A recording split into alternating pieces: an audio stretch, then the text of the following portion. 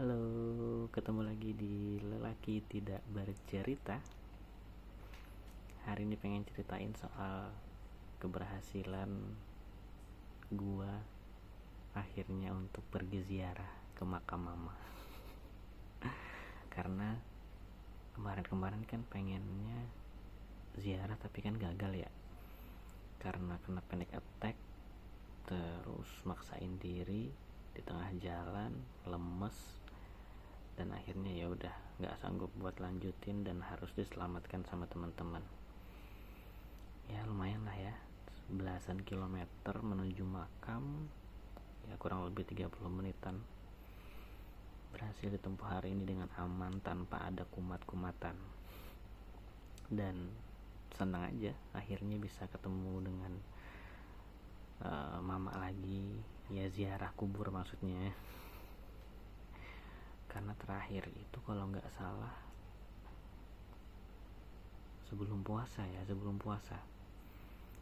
Jadi emang udah lama banget gak ziarah, dan senyaman itu, setenang itu, seplong itu menceritakan semuanya, meskipun beliau nggak bisa ngerespon juga. Tapi yang jelas ya udah ngalir aja air matanya buat cerita semuanya. At least ya meringankan apa yang ada di pikiran lah ya, meskipun solusinya belum ketemu juga, tapi paling enggak ya udah ada perasaan plong waktu cerita sama beliau. Itu hari ini. Terus sebelum berangkat ke ziarah, tadi sarapan dulu di warung nasi kuning, dan ketemu dengan momen yang sweet banget. Jadi ada sepasang kakek dan nenek yang pesen nasi kuningnya cuman satu porsi, sweet banget. Jadi mereka makan sepiring berdua.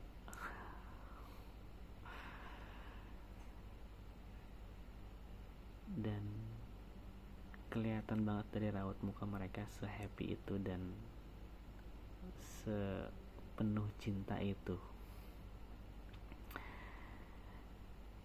Ya mudah-mudahan bisa menemukan pasangan yang juga seperti itu ya, makan sepiring berdua sampai di usia senja. Wah, sweet banget kali.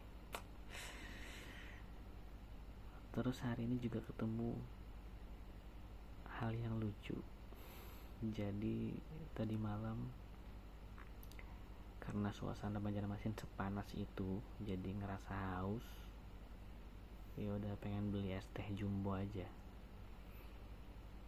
Pas lagi beli es teh jumbo, tiba-tiba ada mbak-mbak datang naik sepeda, pengen pesen juga. Cuman waktu itu karena yang jualan lagi ngelayanin gua, jadi dia belum ngomong apa-apa gitu. Terus si mbak-mbak ini tiba-tiba nyeletuk, baru kali ini loh lihat buah naga warna hijau, katanya gitu. Terus gua kaget kan, lah tiba-tiba ngomong nih mbak-mbak. Terus dia lanjutin, iya biasanya kan warna ungu ya, ini kok tiba-tiba warna hijau, jarang banget melihatnya, katanya gitu. Terus ya udah gue diam aja kan, nggak nanggepin, karena kebetulan posisi dia juga di belakang gue, jadi gue nggak sengaja buat noleh gitu, cuman dengerin aja. Terus dia ngomong lagi, tiba-tiba ngelempar jokes, ngelempar tebak-tebakan. Katanya, tahu nggak buah apa yang nggak bisa di jus? Buah apa yang nggak pernah di jus? Gue bingung kan, nggak tahu nih, jadi emang nggak jawab aja.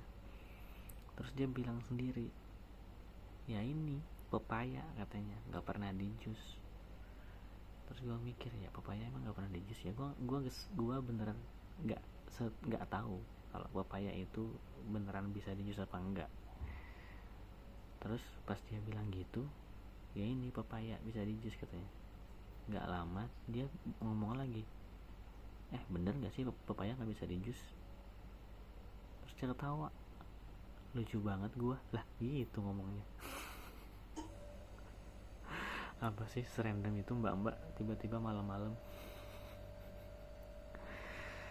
Tapi ya gitulah, aneh. Apalagi ya hari ini ya ceritanya, nggak ada sih, cuman gitu-gitu doang. Cuman ziarah ke makam mama, terus ketemu orang-orang random.